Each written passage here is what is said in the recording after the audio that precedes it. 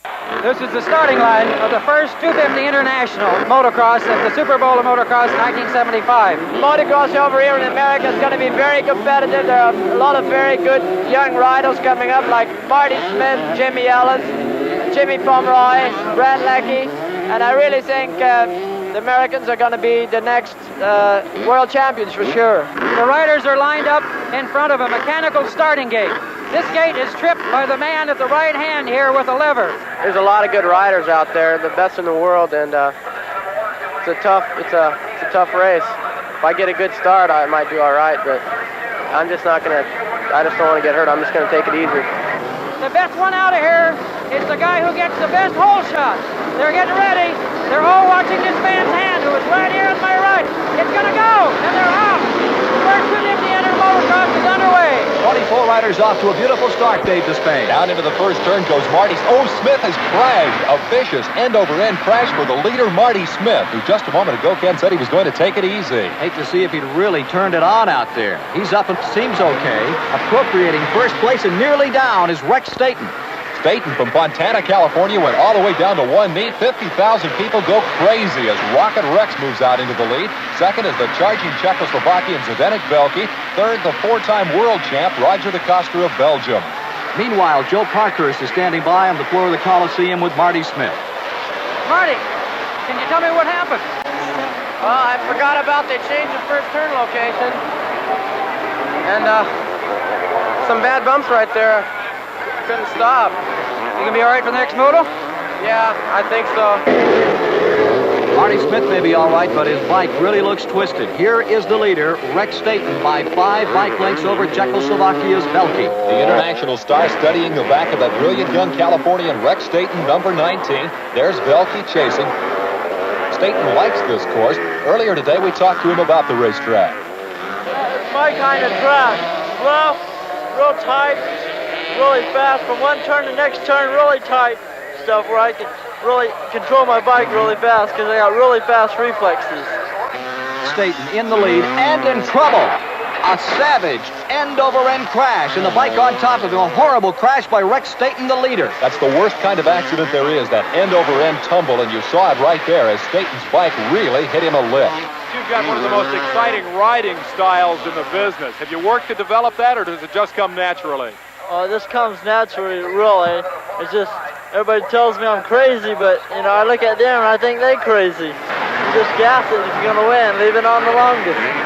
Rex Staten, who apparently left it on just a little too long, a little too hot, while leading the Super Bowl of Motocross, and amazingly, he is still trying to recover his feet, get back up, and keep going. Meanwhile, in the competition, Velký is in first place. A young Pennsylvania rider, DeStefano, is second. And what a battle we have for third here. In front, Heikki Mikkola, the defending world champion. Closing in on him, the American national champ, Jim Weiner. Moving into the final turn on the race course. Here goes Weiner to the inside, trying to make the pass on Mikkola. And he pulls up front, a bike length. Mikkola comes back on the outside, and it's a dead heat as they approach the finish line. Weiner uncorks a big jump and takes over third spot. The fans really react as Jim Weiner, it's sort of like a changing of the guard, Ken, in international motocross. Here's the American national champ, and he runs right by the world champion Heikki Mikkola on bike number 44, and now starts stretching it out to about a 10-yard advantage. He's trying to reel in Tony DeStefano, the Morrisville, Pennsylvania teenager who has just this year clinched a national championship. Full speed right here, about 70, 75 miles per hour, and then back into some hoop-de-doos. There's your leader, number 77 from Czechoslovakia, Velký. Zdeněk Velký, a little wheelie and up on the berm around that left-hand turn. He likes to race in America. He came here last year and found his first fame in the American Motorcycle Association's Inter-AMA Series. Now there's the second-place rider, DeStefano. Here we see Jim Weiner on number 2, and he's definitely closing on DeStefano. Bike number 3 and bike number 2, and that's the race for second place. Here comes number 44, the world champ, Heikki Mikkola. Oh, he's out of shape, and it's a classic whoop-de-doo crash. Mikkola picking up the bike, apparently some problems with it. Earlier, Dave Despain examined this part of the course. Possibly the most contrary of motocross obstacles is the whoop-de-doo. That's a series of roller coaster hills or bumps. It seems that it's always a compromise. No matter what combination of timing and weight shift you use, that next bump is always in exactly the wrong place.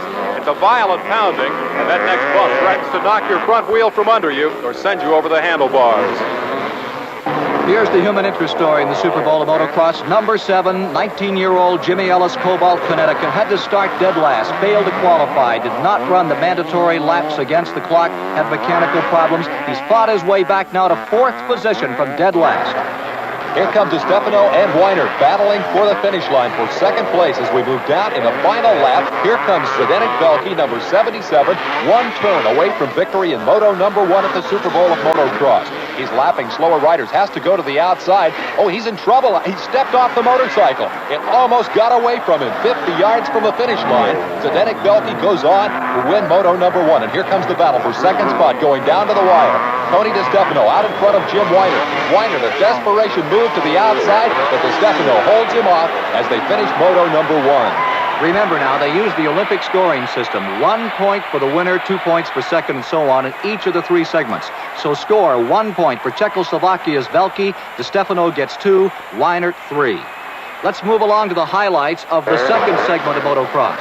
Jim Ellis, remember now, he finished 4th in round number 1, is leading over Tony DeStefano. DeStefano is right there again in Moto number 2. Cuts to the inside here as they move down toward the finish line. Ellis and Tony DeStefano battling for the lead in Moto number 2, and DeStefano had a wheel up on him for just a moment. Over the big jump they come. DeStefano sets it up wide. Oh, he's got it sideways and slides out. Tony DeStefano sliding to a halt on machine number 3. Can't get it back upright. That's going to drop him way behind the leader, Jimmy Ellis. Velký goes back to second place. Weiner is in 3rd. Here we come now, down toward a finish with Ellis leading the way and Velký following him. Velký watching his every move, studying it as we come down toward a finish, trying to find a place on the racetrack where he can make a pass. Through the whoop-de-doo section they go with Jimmy Ellis of Connecticut leading Czechoslovakia's Zdeněk Velký on that CZ motorcycle. Back around through the twisting, turning entrance to the peristyle jump. A last trip up that huge leap, this time in the second moto. The margin seems to be shrinking a little bit as they disappear from view. Here they are, knights out of the darkness, becoming gleaming gladiators as they leap to the floor of the Los Angeles Coliseum. Ellis really turned it up. He turned it wide open, the crowd chanting, go, go, go. 50,000 people on their feet as this international confrontation comes down to a finish in Moto number 2. Oh, Velký gets wide. Ellis cuts to the inside, gets a better line through the turn. But this part of the racetrack right here is where Velký has been gaining ground the last couple of laps. Let's see if he's saving a move for Jimmy Ellis. We're coming down to a finish. They're off the final turn. Ellis grabs a big handful of throttle. Velký to the outside, but he can't hold on. Every fan is on his feet as Jimmy Ellis comes down to Insanity Ridge and leaps to victory in Moto number 2 of the Super Bowl of Motocross. So as we complete the second of these 20-lap, 26 motos for the Super Bowl here at the LA Coliseum, the overall combined scores with 2 rounds complete now. Velký with 3 points is leading. Ellis from Connecticut is second on the Can-Am bike with 5 points, and there's a tie for third, 6 points each for Weiner and DeStefano.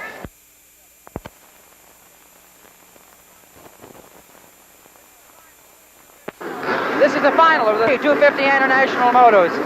The 1 minute sign is up. All the engines are running. There are no problems on the line. These are the leaders. Jimmy Weiner is 3rd. Jim Ellis is 2nd. And Velký is the leader. They're getting ready now. Watch very carefully because the riders, every one of them is going to make the same kind of start. They're all staying back at least 5-6 feet from the start, and there they go. A beautiful start, and there's a new development. Mike Runyard has gone out in front as he exploded out of the gate. He's a teammate of Jimmy Ellis, and that's a factor because Ellis is right there in 3rd spot behind number 21, Pierre Karsmakers. Buried back in the pack is the race leader, Zdeněk Velký, number 77. Tony DeStefano rides in 4th spot on number 3. Here's DeStefano cutting down to the inside. Runyard is your leader, but DeStefano shoots 2nd place on machine number 3, making 2 passes in that corner. So your leader as they come over that big jump is Mike Runyard. Here comes second. Here's DeStefano challenging on Mike Runyard, bike number 36, trying to get to the inside. There's Ellis on machine number 7. It's tight traffic through that twisting infield turn, up and over the whoop-de-doos. And here's DeStefano, out of shape, somersaulting over the handlebars. The second place rider has crashed. This Stefano tries to regain his feet, but his hopes in the Super Bowl bite the dust here. What a bad break for this 19-year-old Pennsylvania campaigner. That's going to put those two Can-Am stars first and second as the crowd cheers them on. It's the black and white of the Canadian manufacturer running in first and second spot. Mike Runyard, the leader, and Jimmy Ellis is your second-place campaigner right now. Remember, Ellis has to win this third and final moto to win the lion's share of $30,000. Belke has only to finish second in this third and final moto to win the Super Bowl of Motocross. Here comes Ellis making his charge to the outside around Runyard. They come down to that big leap at the start-finish line, and Ellis vaults into the lead. This entire number 7, Jimmy Ellis, on as he leads in the Super Bowl of Motocross. This young 19-year-old who exploded out of the New England scene 2 years ago is one of the emerging superstars. His pit crew, dad, mom, his young bride, and the family's pet skunk. He's 3 for 3 in stadium races this year, and we ask him if that gives him a psychological advantage. I probably have a little advantage over everybody else because I did win those other 3 races, and I'm hoping to do real good in this race. We have a lot of competition out here today. With tremendous confidence, jumping about 25 rows, the Los Angeles Coliseum, Jimmy Ellis reigns supreme here in round number 3 with an 8-second advantage over second place. Oh, he's in trouble, Ken. He's off the racetrack. Ellis hit that whoop-de-doo and got out of control, and here comes the field bearing down on him as he struggles to get back underway. That margin is trimmed down to just a couple of seconds as Mike Runyard is right there in second spot, and Zdeněk Belke has now charged up into fourth. It's an all-new ball game for Jimmy Ellis, the race leader at this point, as Belke is knocking at the door back there. There's Belke, number 77, and he's challenging for third with Rich Thorwaldson. Here comes your leader, Jimmy Ellis, but there's lots and lots of action right behind him as Belke tries to close in on third spot. Here's Belke, number 77. He goes to the inside on Thorwaldson. Belke is there. Belke's got third place right behind Mike Runyard, the teammate of the leader, Jimmy Ellis, as they go up and over the jump. Ellis is first. Runyard is in second place. They are teammates. What about it, Dave Despain? Will Runyard block for the leader, Ellis? You can bet that Jimmy Ellis is hoping so. Runyard is going to have to do something to keep Belke behind him and out of second spot. The leader, Ellis, 2-second advantage over his teammate, Mike Runyard, who crashes. Runyard is slammed into the wall in the peristyle. Belke has moved into second position in the Super Bowl of Motocross. Here comes another challenger right behind him, too. It's number 2, Jim Weinert. Weinert knifes to the inside and takes over third. And now he has only Zdeněk Belke ahead of him as he's trying to challenge for second. Belke can win it all right here. All he has to do is stay up behind this number 7. That's Belke, number 77. All he has to do is stay on 2 wheels, and he will win the Super Bowl of Motocross with a second-place finish in the third moto. So Jimmy Ellis is no longer the master of his own fate. He is the leader in the race, but that's not going to guarantee him the victory. Here comes your leader, Ellis. Belke is in second place, and now Weinert becomes the ally of Jimmy Ellis. He's got to get around Belke and take over second spot to ensure the victory for the Can-Am rider. Belke won the first moto. Ellis won the second. This is the showdown. And they come around. Here is Zdeněk Belke, number 77. He's feeling that pressure from Jim Weinert. Weinert is definitely closing on machine number 2. Around through the whoop-de-doo jumps they come, with Jim Weinert trying valiantly to reel in the charging Czechoslovakian Zdeněk Belke. There's the leader, Ellis, still in front, and Belke is nibbling away at his lead as they go up into the peristyle. It looks like that battle for second place is drawing them closer and closer to the leader. There's your second place battle going up and out of sight right now. 50,000 people waiting for this leap, and here it is, really heaving that bike forward. Jimmy Ellis trying to get an advantage over the second-place rider, and Ryder is down in the peristyle. That's fourth-place Pierre Karsmakers, who is sidelined. The riders go streaking by as he tries to get back into it. 50,000 is seen here in the Los Angeles Coliseum. As we move to the final moments, we have 3 riders within 1-3. Here it is again. Here's Belke down on the inside. You see the front wheel get out of shape. He falls off and almost appears to be trying to tackle Weinert as he senses victory escaping his grasp. Zdeněk Belke has crashed. Jimmy Ellis leads. Weinert is second, and Thorwaldson runs in third spot. An interesting development here. Weinert can get by Ellis. They end up tied on total points for the event, and Weinert wins the Super Bowl of Motocross on the basis of the best finish in this final moto. There's the separation from first to second. Belke is up after his crash and is running fifth. Back to the peristyle go the leaders. Ellis, number 7 in command. He just seems to get more and more confidence as this event continues. He's got perfect lines. Oh, Velke is down. Velke has crashed again. Probably the effects of that first impact. He's shaken by it. He's out of the picture now, Ken. There's no doubt about that. It's amazing the beating these athletes take in this sport. Well, it's the second most physically demanding sport in the world, Ken, behind professional soccer. American professional football, interestingly enough, ranks in 8th position in that medical survey. Jimmy Ellis of Cobalt, Connecticut seems to be on his way to victory, but every time we've had a man in front, he usually has gone down throughout these previous 2 motos, and including this event. Some of the leaders have had real problems. And this guy right here, Jim Weinert, has the ability to do it all. He's a 500cc national champion. He could reel in Ellis on this course and take that victory away from him in the waning moments.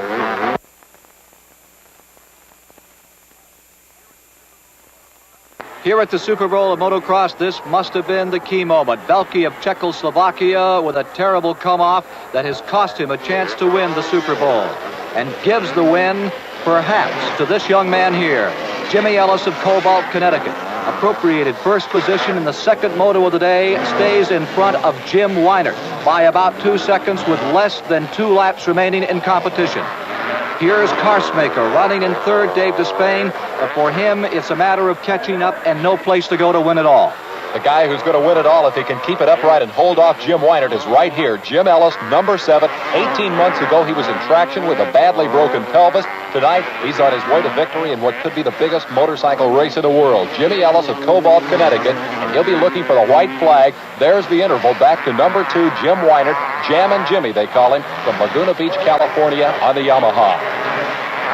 So it's an East Coast rider in first and a Westerner running second, and the Europeans left far behind as the competition moves toward conclusion in the biggest motocross event in history. There's Zdeněk Velke, and it's ironic because he was so close to winning it all, he's about to be lapped right now by Jimmy Ellis after those 2 big crashes. This crowd really begins to sense it, Ken. They know that America is going to take home the 4th Super Bowl of Motocross. 2 years ago, we saw this young man riding for $50 to win up on a New England track. Here he is riding for a $5,000 first prize. Jimmy Ellis moves through turn 13. He'll be picking up the white flag with 1 lap. If he can keep it all gathered up and dialed in for 1 more trip through 13 turns, he will have won the Super Bowl. Here's the guy with 1 last chance to pull it all out. That's Jammin' Jimmy Weinert. The white flag flies, indicating 1 lap to go. Ellis, Weinert, this entire field beaten by the brutal effects of 60 minutes racing time on this meat grinder of a race course. They'll have to have their hands pried off the handlebars when it's all over.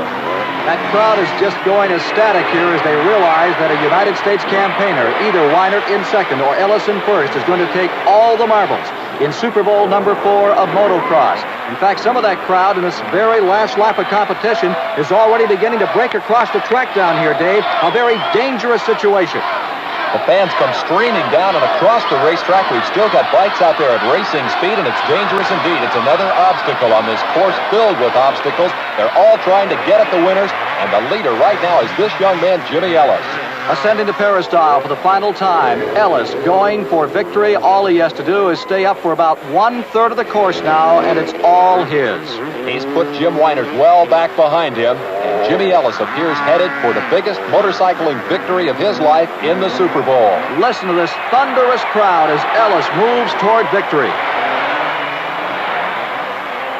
He works his way past some of the lapped riders. You'd think the Los Angeles Rams, Dave, were on their way to a Super Bowl victory the way this crowd is responding to this young American's efforts in the Super Bowl of motocross. Jimmy Ellis